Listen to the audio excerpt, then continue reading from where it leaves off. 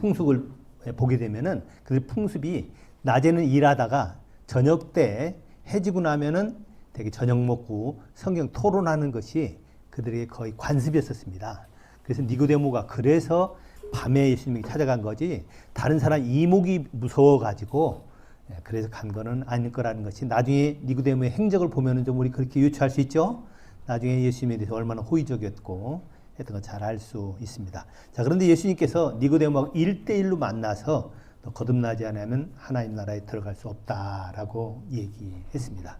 자, 그런데 그 단락이 끝나는데 15절에 이는 그를 믿는 자마다 영생을 얻게 하려 하심이라 라는 얘기 하셨는데 모세가 광야에서 뱀을 든 것 같이 인자도 들려야 하리니 이는 그를 믿는 자마다 영생을 얻게 하려 하심이라 라고 얘기했습니다. 그런 다음에 그 다음 구절이 뭐죠? 16절 요한복음 3장 16절 유명한 구절입니다. 자, 우리 한번 다 같이 한번 암송해 볼까요? 하나님이 세상을 이처럼 사랑하사 독생자를 주셨으니 이는 그를 믿는 자마다 멸망하지 않고 영생을 얻게 하려 하심이라. 자, 이건 다 외우고 있는 겁니다. 자, 그런데 앞에 있는 거하고 좀 다른 것이 뭐가 있나요? 16절에는 하나님이 니고데모에게 1대1로 얘기했는데 여기서는 세상을 이처럼 사랑하사라고 되어 있습니다. 이 세상은 우리 영어로는 월드 또 헬라어로는 코스모스라고 되어 있어요. 코스모스, 세상, 월드, 나라. 그렇죠. 아까까지는 개인적인 구원에 대해서 얘기했다면 이제는 바로 이어서 이야기하고 있는 것이 성경은 이야기하고 있는 것이 세상을 이처럼 사랑하셔서 독생자를 준 거다. 예수님이 이 땅에 오신 것이 개인 구원도 필요하지만 뭐가 필요하다는 겁니까? 세상의 구원이 필요하다는 겁니다. 바로 17절에도 이것이 나오는데 17절에는 세상이라는 단어가 여러 번 나옵니다. 하나님이 그 아들을 세상에 보내심은 세상에 보내신 것은 세상을 심판하려 하심이 아니요 그로 말미암아 세상이 구원받게 하려 하심이라. 17절에 코스모스가 3번이나 계속 기록됩니다. 자, 그래서 니고데모와 예수님 만난 다음에 바로 요한은 여기서 기록하는 것이 바로 이겁니다. 하나님의 관심은 우리 개인 구원 맞습니다. 그러나 그것만이 아니라 코스모스, 세상이 구원받기를 원한다는 겁니다. 그래서 개인을 제자 삼을 뿐만이 아니라 세상을, 나라를 제자 삼는 것까지 나아가야 된다는 겁니다. 자, 우리 요한복음 3장 다음에는 요한복음 14장, 요한복음 4장에는 우리가 잘 아는 대로 유명한 거 있죠? 누굽니까? 수가성 여인이 있죠? 자, 수가성 여인도 1대1로 만납니다. 거기 어쩌면은 거침돌이 될 수 있는 제자들을 다 보내고, 그렇죠? 예수님이 여인과 둘이만 만납니다. 만나서 예수님께서 영생에 대해서 이야기를 하십니다. 자, 그래서 예수님께서 하시는데 42절에는 뭐라고 나와 있나요? 그 여자에게 말하되 이제 우리가 믿는 것은 내 말로 인함이 아니니 이는 우리가 친히 듣고 그가 참으로 세상의 구주신 줄 알미라 하셨다. 이건 누가 얘기한 겁니까? 그 수가성 여인의 동네 사람들이 얘기한 겁니다. 그 동네 사람들이 예수 믿고 여인 혼자서 예수님과 만나서 예수님으로부터 전도를 받았다고 한다면 바로 동네 들어가 가지고 내가 이 메시아를 만났다 라고 얘기하고 나니까 많은 동네 사람들이 와가지고 고백하는 게 뭐예요? 우리가 친히 듣고 그가 참으로 세상의 구주신 줄 안다. 여기도 역시 코스모스로 되어 있습니다. 그래서 요한복음 3장, 요한복음 4장에는 구원이 우리 개인뿐만이 아니라 코스모스 구원을 이야기하고 있는 겁니다. 그런데 저도 주일학교 출신이다 보니까 요한복음 3장 16절을 보통 어떻게 많이 선생님이 또 적용을 시켰냐면은 하나님이 세상을 이처럼 사랑하사 거기 대신에 네 이름을 넣어봐. 그래서 하나님이 보영이를 이처럼 사랑하사 독생자를 주셨으니 이는 보영이가 멸망치 않고 영생을 얻게 하려 하심이라. 개인에게 거의 많이들 적용을 해왔습니다. 맞습니다. 잘한 겁니다. 그러나 원문을 왜곡하면 안 되죠. 원래 여기서 뜻은 뭡니까? 개인 구원뿐만이 아니라 세상을 구원하려고 하는 것이 그분의 뜻이었습니다. 자, 이것에 대해서 간단하게 얘기해 보면은 자, 이렇게 숨어서 핍박 가운데 기독교는 계속 전파됐습니다. 그래서 로마가 313년에 콘스탄티누스가 밀라도 칙령을 이제 통해서 기독교를 인정을 하게 되고, 그 다음에 380년에 데오도시우스가 기독교를 로마의 국교로 선포하는 일을 했습니다. 자, 그런데 그때부터 어떤 일이 생기기 시작했나. 형식은 잘 갖췄지만 그때부터 기독교는 타락했다는 것을 저희들은 잘 알고 있습니다. 자, 그 타락이 어느 정도까지 시작됐는가. 자, 타락이 AD 500년경부터 급속히 타락하기 시작해서 한 1000년 동안, 중세 암흑기 기간 동안에 타락했다는 것을 우리는 잘 알죠. 그래서 그때 아시아, 복음이 전파되지 않았던 아프리카, 그 다음에 아메리카, 이런 세계의 많은 곳은 복음화가 명령했는데도 불구하고 지켜지지 않았습니다. 그래서 거의 미전도 지역으로 방치되어 있었는데, 자, 1517년에 루터가 종교개혁을 일으키고 난 다음에, 자, 종교개혁을 일으키고 나니까, 자, 이건 세상에 굉장히 큰 변화를 주게 됐죠. 가장 큰 그 쇼크를 받게 된 게 누굽니까? 천주교였죠. 천주교. 그때는 벌써 이제 동방정교, 서방정교가 나눠져 있는데, 동방정교, 서방정교가 똑같이 큰 충격을 받고, 그때부터 그들이 이제 선교를 하기 시작합니다. 그 바람에 우리 남아메리카 같은 경우도 뭐 이렇게 5페이지에 있습니다. 5페이지에 PPT가 나와 있으니까 5페이지 한번 보시기 바랍니다. 자, 그래서 종교개혁과 부흥운동은 말씀과 기도에 의지해서 하나님 나라 운동이 거기 잘 나타난 겁니다. 자, 그런데 자, 그 이후에 우리가 잘 아는 대로 윌리엄 월버포스가 영국의 노예혁명을 폐지법을 제정했고, 또 그런 이후에 20, 30년 지나서 실제로 영국의 폐지가 되게 됩니다. 자, 그런데 그 다음에 거의 같은 시점에 똑같이 1834년이죠. 미국에서도 조직적으로 노예제도 반대 운동이 일어났습니다. 그런데 이 일을 주도했던 사람들이 주로 누굴까요? 거기 기록되어 있는 대로 목사님들입니다. 특히 보수적 성향의 목회자들이 이 중요한 사역을 감당을 해서, 자, 이것으로 말미암아 미국의 노예가 해방되어지고 전형적으로 미국이 이렇게 나라가, 기독교 나라가 되어지는 결정적인 일이 이루어지게 됩니다. 저는 이것을 준비하면서 무엇을 제가 오버랩했겠어요? 아, 우리 고혜연이 어쩌면 이런 일로 하나님이 불렀을지도 모르겠다. 하나님께서 이 일을 위해서 불렀을 것이다 라는 생각을 갖게 됐습니다. 왜냐하면요, 자, 그 이후에 바로 노예 폐지 운동했던 단체들이 연합해서 좀 모여봤잖아요. 그러니까 그들이 연합해가지고 만든 것이 미국의 공화당입니다. 그래서 공화당이 그 당시 1850년경에 전 세계에는 왕들이 다 통치하는 거였지, 이렇게 공화정이 만들어진 것, 이렇게 민주적인 공화정이 만들어진 것은 상상을 할 수 없었던 일입니다.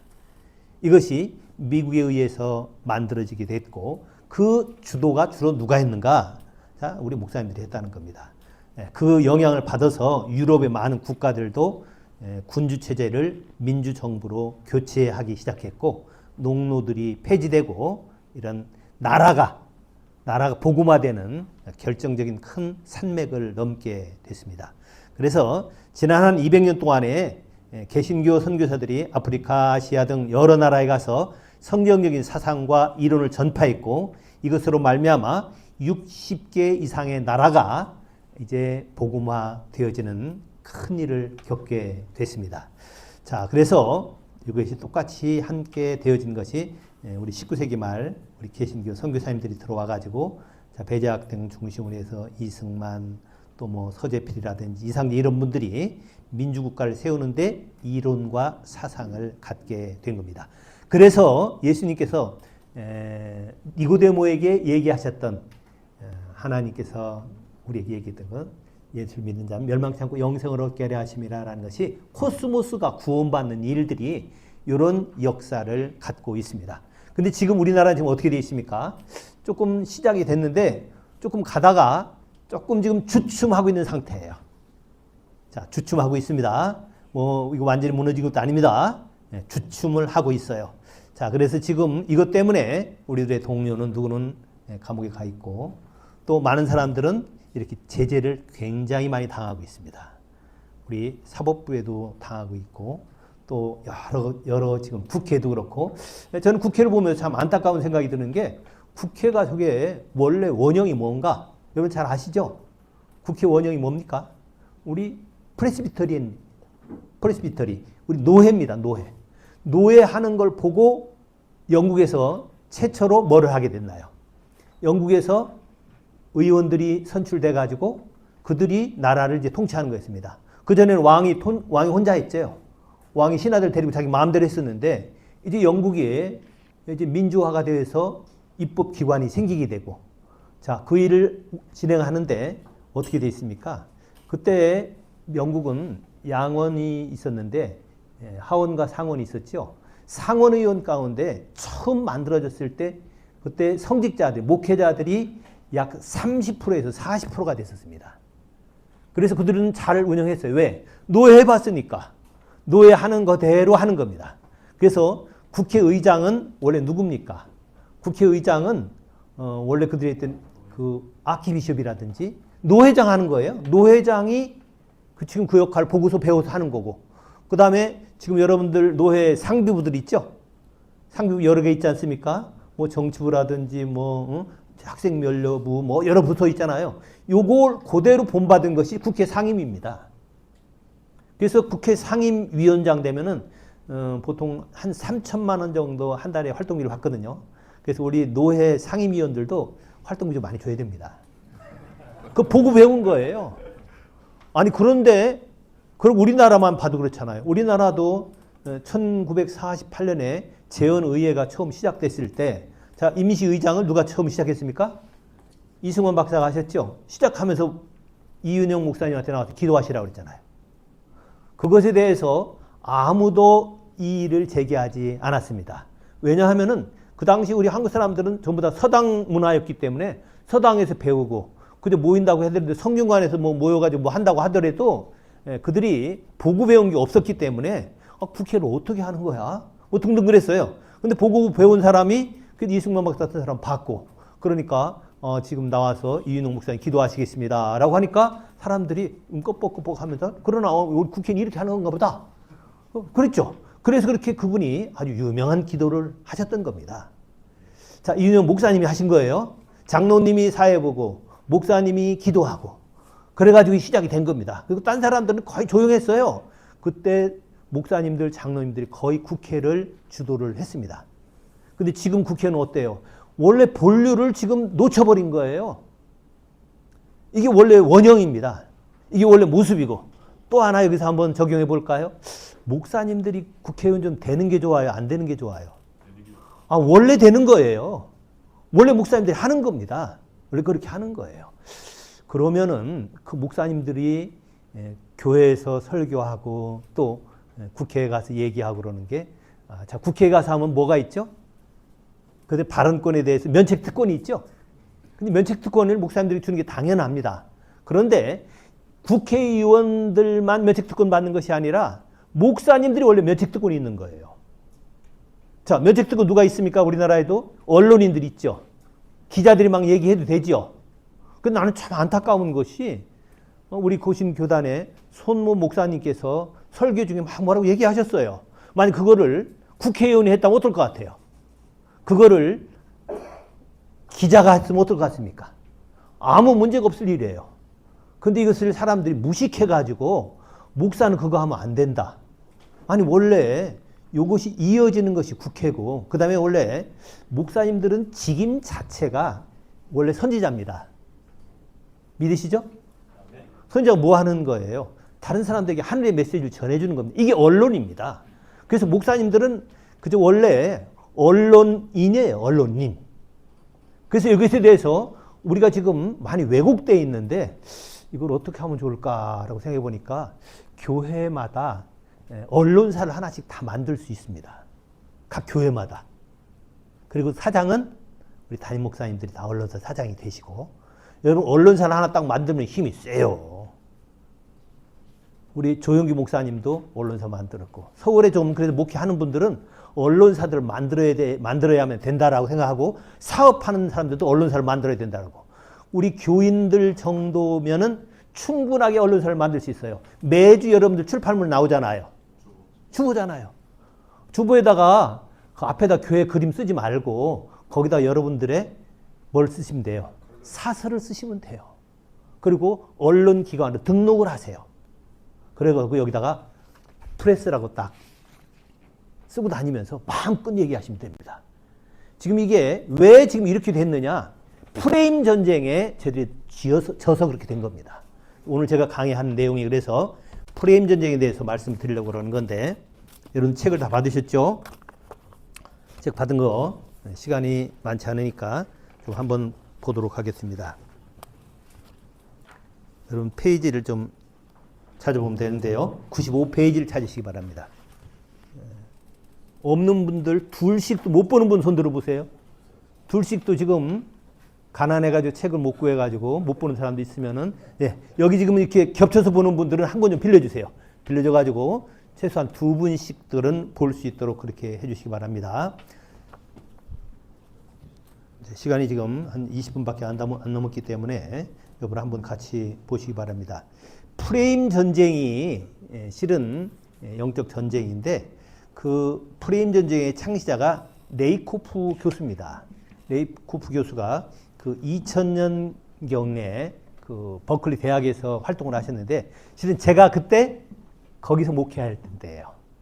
제가 실리콘밸리에서 목회를 했고 버클리 대학에서 제자훈련을 열심히 할 때였었습니다.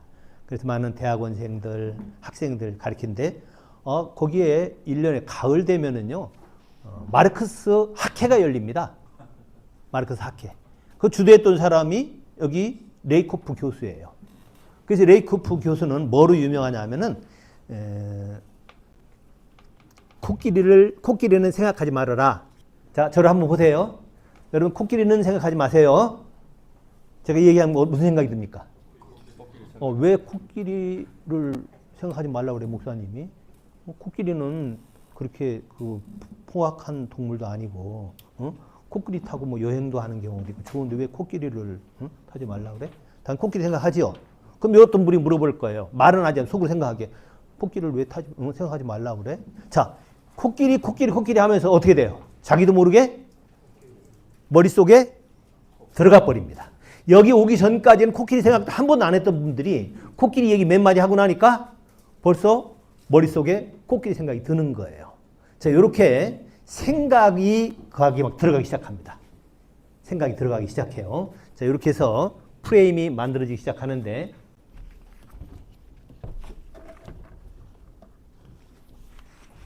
여러분 교재에는 없고 이거를 좀 보겠습니다.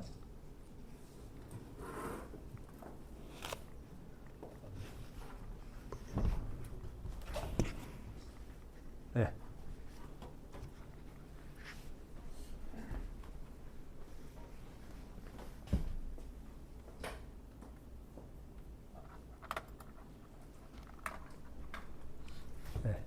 PPT는 좀 써놨는데요. 더 뒤로 더 넘겨보세요. 더 뒤로. 네. 프레임 이론에 대해서 제가 좀 보충한 게 있습니다. 프레임은 세상을 바라보는 마음의 창입니다. 그래서 세계관이라고도 많이 얘기하시죠. 그거하고 프레임하고는 비슷한 겁니다. 대중의 뇌를 한번 같이 읽어볼까요? 대중의 뇌를 선점하는 자가 승리한다. 먼저 주입하고 정착시키는 진영이 승리한다. 문제를 바라보는 관점, 세상에 대한 은유, 사람들에 대한 고정관념을 형성시키는 것. 이 프레임 전쟁이 지금 이 시대의 전쟁입니다. 근데 이걸 주로 누가 많이 쓸까요? 좌파들은 이걸 쓰는 겁니다. 그래서 늘 이 프레임으로 보는 거예요. 여러분들 서울대 교수가 프레임에 대해서 책 썼는데 지성인들에게 굉장히 인기입니다. 여러분들 오늘 책을 제가 안 가져왔는데 이 프레임에 대한 책을 한번 서울대 교수가 쓴 책을 보시면은 설교하는데도 굉장히 도움이 되어지고 실은 예수님이 사역한 것도 거의 이런 건데 이거를 세상 단어로 프레임이라고 써놓은 겁니다. 자, 그 다음에 자, 프레임 이론 사례 한번 볼까 봐요. 자, 이전 어떤 사례가 있었나요? 광우병, 촛불 행동이 있었죠? 여러분, 광우병 거짓입니까? 사실입니까? 거짓이었죠? 그거 언론이 막 나와버렸어요. 그 다음에, 야, 광우병 그거 거짓말이야? 잘못된 거 자꾸 얘기하면 어떻게 됩니까? 이것에 대해서 점점 더 많이 얘기해주고 머릿속에 더 많은 사람들이 들어가고 그 소뼈다구 같은 것들을 머리 같은 거를 구멍 통통 뚫린 것들을 자꾸 생각하게 돼가지고 거기에 점점 깊이 빠져버립니다. 자, 그래서 내란도 프레임으로 만들어버립니다. 요거는 사실이든 아니든 상관없는 거예요. 그래서 광우병 이래가지고 프레임 걸어가지고 계속 그거 가서 얘기하고 여기 머릿속에 넣습니다. 근데 원래 공산당 전략 가운데 뭐죠? 선전선동 전략 있잖아요. 그러니까 이거를 옛날에 그렇게 했는데 요거는 아주 이제 심리학자들과 철학자들 같이 해가지고 프레임이라고 레이코프 교수가 이 이론을 책으로 써낸 겁니다. 자, 세월호 같은 것도 어때요? 여러분, 세월호는 단순한 그저 조난 사고입니다. 이거보다 더 큰 사고도 얼마든지 많이 일어났고. 자, 우리 타이타닉 그 배 침몰한 거 있잖아요. 그거 가지고 얼마나 뭐라고 그랬습니까? 여러분, 이거 전혀 관계가 없을 일인데 이것 가지고 세월호 가지고 계속 얘기합니다. 그럼 너 왜 자꾸 세월호 얘기하냐? 그러면 더 머릿속에 인지 속에 이게 더 부각이 돼버려요. 그래가지고 그것이 사실화 돼버립니다. 자, 그래서 그 다음 22대 대선 때도 프레임을 걸었는데 주로 뭘 걸었나요? 최상병 사건 가지고. 여러분, 최상병 다쳤기 때문에 군대는 저는 군 생활을 하면서 제가 육사에서도 몇 년간 제자훈련을 했다 보니까 좀 많이 보게 되는데 대개 전방 사단장들 같은 경우는요, 병력이 대개 한 10,000명이 넘거든요. 1년 중에 사고 꽤 납니다. 그래서 제가 저기 있었던 15사단 같은 경우는 철책부대였는데 10명 죽는 것까지는 사단장이 전혀 문책을 안 받습니다. 9명 죽으면 야, 잘했다. 왜냐하면요, 한 10,000명 되는 청년들이 총 들고 쏘지요, 쫓아다니죠, 밤에 뭐 야숙하죠, 밤에 뭐 하죠, 야영하죠 등등 하다 보니까 뭐 차량 사고, 무슨 사고가 많이 일어납니다. 평균적으로 제가 옛날에 근무할 때 보니까 한 20명. 제가 사단장실 옆에 있었거든요. 이겁니다. 지금 저 정도 얘기는 1년에 대대병력. 저분 이제 그것도 정훈도 많이 해보셨기 때문에 우리 김 목사님 잘 하시잖아요. 군목일뿐만이 아니라. 여러분, 그 정도 일어나도 괜찮은 거예요. 자, 이 세월호 같은 거 하다 보면 많이 일어나는 겁니다. 이거 가지고 딱 잡아가지고 계속 프레임 걸어버린 겁니다. 자, 22대 때 참 당했던 거 보면 너무 안타까웠어요. 최상병 사건. 그 다음에 김건희, 명북백. 자, 이분보다 전임했었던 분이 있었죠? 여자 사모님. 그분은 어느 정도였나요? 얘기 들어보니까 100배가 넘는다 그러더라고요. 근데 이쪽에서는 프레임을 안 걸은 거예요. 자, 그 다음에 대파 가지고 막 흔들고 다니고요. 의대 증원 문제. 이게 많은 영역 가운데 특별히 의사들이 주로 어디 많이 모여 사나요? 그 지역마다 조금 있는 동네에 살아요. 서울 같은 경우는 강남 쪽도 살고 서울에 많이 살다 보니까 여러분 이 국회의원 선거할 때 2, 3천 표 가지고 당락 결정되는 거 많습니다. 그 이하도 많았어요.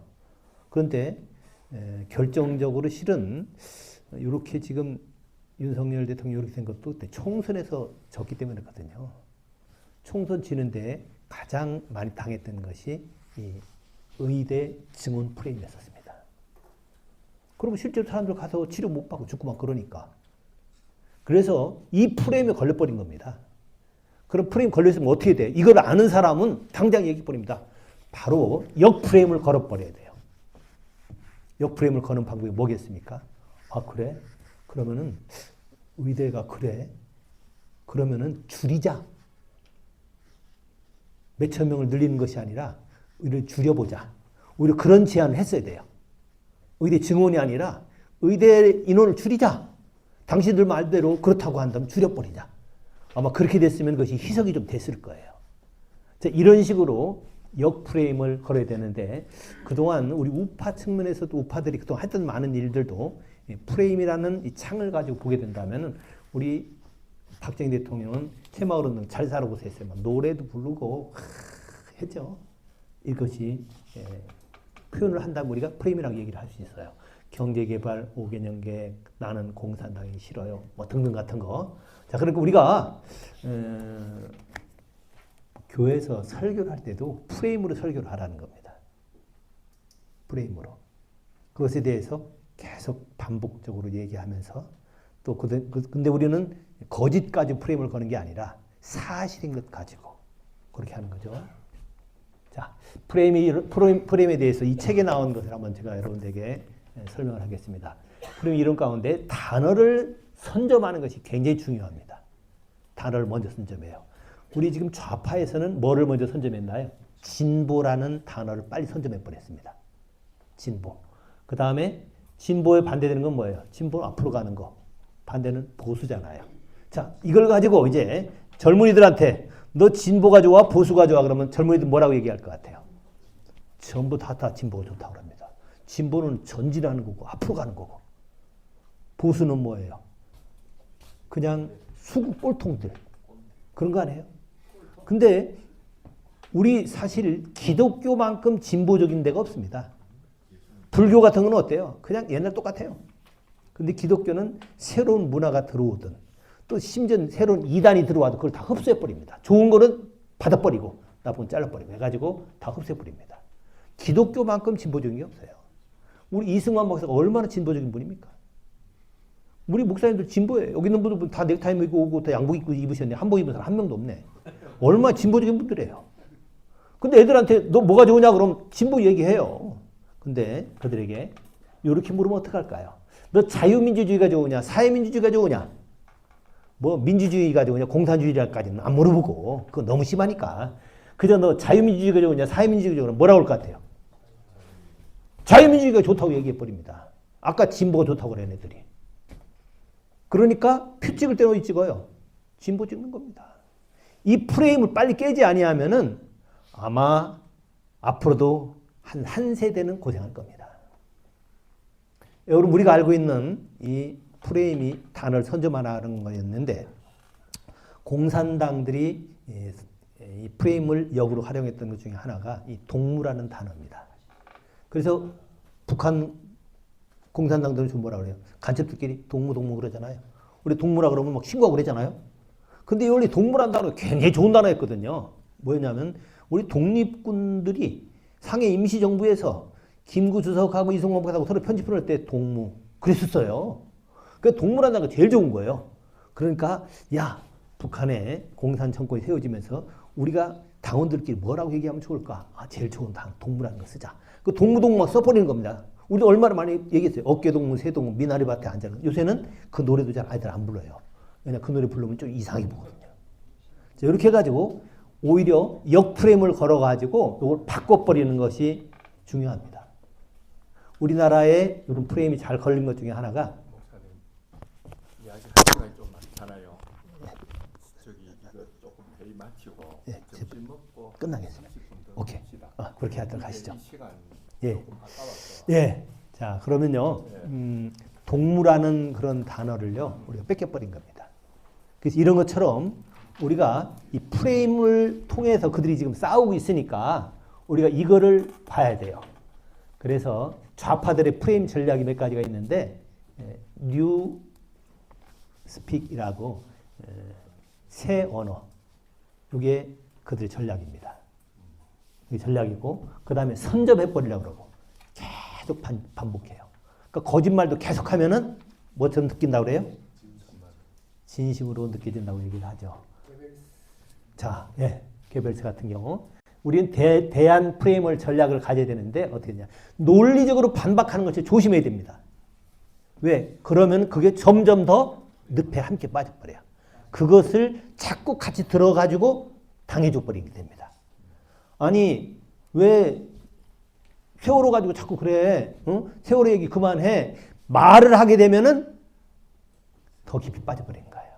그래서 좌파들 하는 거 보세요. 우리가 뭐라고 얘기하면 말을 안 해요. 말을 안 합니다. 대꾸를 안 해요. 그게 왜 그런 줄 아세요?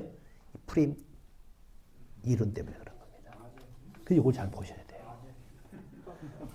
그래서 우리 역프레임 걸어야 되는데 자 여기 역프레임에서 한두 가지 얘기 마치겠습니다. 마키아벨리 군주론이 있는데요. 여러분 마키아벨리 아시죠?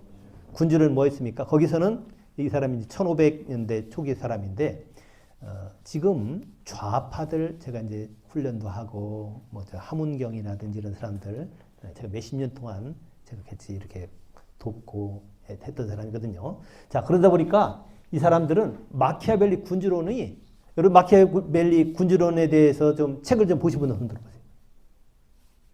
아유, 우리 목사님들 보셔야 됩니다.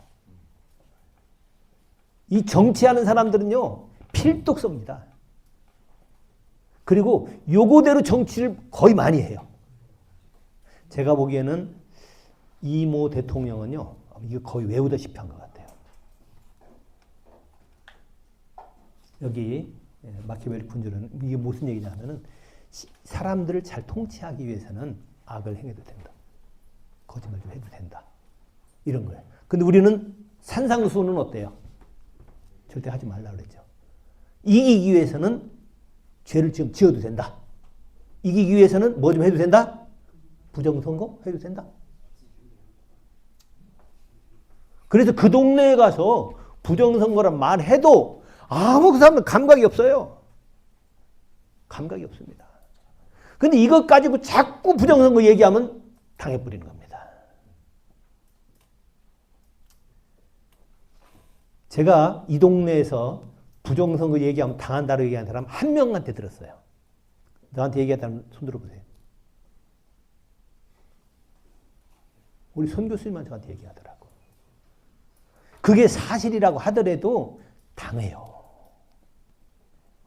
왜냐하면 역사적으로 봐가지고 부정선거를 얘기해가지고 알아서 바꾼 경우가 한 건도 없습니다. 어떻게 했느냐. 요번 네팔에 있었죠. 그거 아니고는 절대로 진전이 안 되는 겁니다. 제가 이 얘기를 하니까 이게 지금 밖에 송출되고 있죠. 그래서 제가 조심해야 되는데 하여튼 저는 이것에 대해 빨리 알았었습니다. 부정선거권도 알고 뭐 거기에 깊은 관계자들이 있었기 때문에 제가 제자훈련을 그런 분들 다 이제 좀 하다 보니까 알고 있었는데 이거 역풀임 당한다. 정말 당했습니다. 그래서 이런 사실을 알더라도 전략을 정확하게 알아야 돼요. 레닌이 뭐라고 했습니까? 공산주의자는 법률 위반, 거짓말, 속임수, 사실은폐 따위를 예사로 해치울 수 있어야 한다. 이게 레닌의 어록에 있는 얘기입니다. 그 다음에 스탈린 뭐라고 했어요? 같이 한번 읽어볼까요? 표를 찍는 자는 아무것도 바꾸지 못한다. 표를 세는 자가 모든 것을 바꾼다. 여러분 윗동네에서 투표해요 안 해요? 뽑을 때 하잖아요. 근데 찍는 건 아무 상관이 없어. 세는 사람이 하면 돼. 틀렸다고 그거 고발해? 그럼 거기서 또 판사들이 결정해야 될 거 아니에요. 이걸 세워라 내려 아니면 또 바꿔버려 판사를. 아무 소용이 없어요. 그래서 이 공산 정권에서는요 안 하면 병신이야. 부정선거 안 하면 병신이야. 이거는 너는 그럼 공산주의 하지 말아야 된다는 거예요. 그들은 당연하게 하는 겁니다. 근데 우리 사고를 가지고 왜 이거 하냐? 이걸 좀 외우세요. 스탈린이 한 말하고 레닌이 한 말. 쟤들은 저런 전략을 갖고 있어요. 그래서 앞에서 얘기해 놓고도 뒤에 가서 탁 바꿔버리고. 우리 그렇게 하는 건데.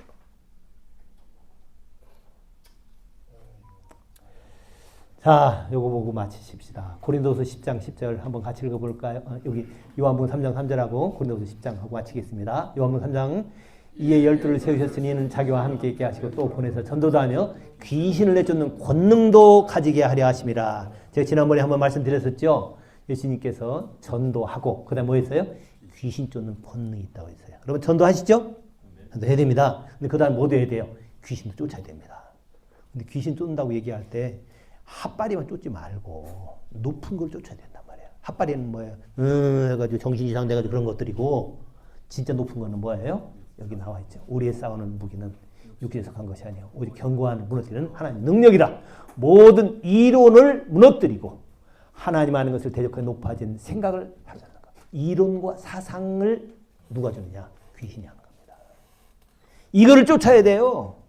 이론과 사상으로 공격하는 귀신을 쫓지 못하면은 영적 전쟁에서 지는 겁니다. 근데 이것을 가장 전략적으로 잘하는 방법 중에 하나가 프레임 전쟁입니다.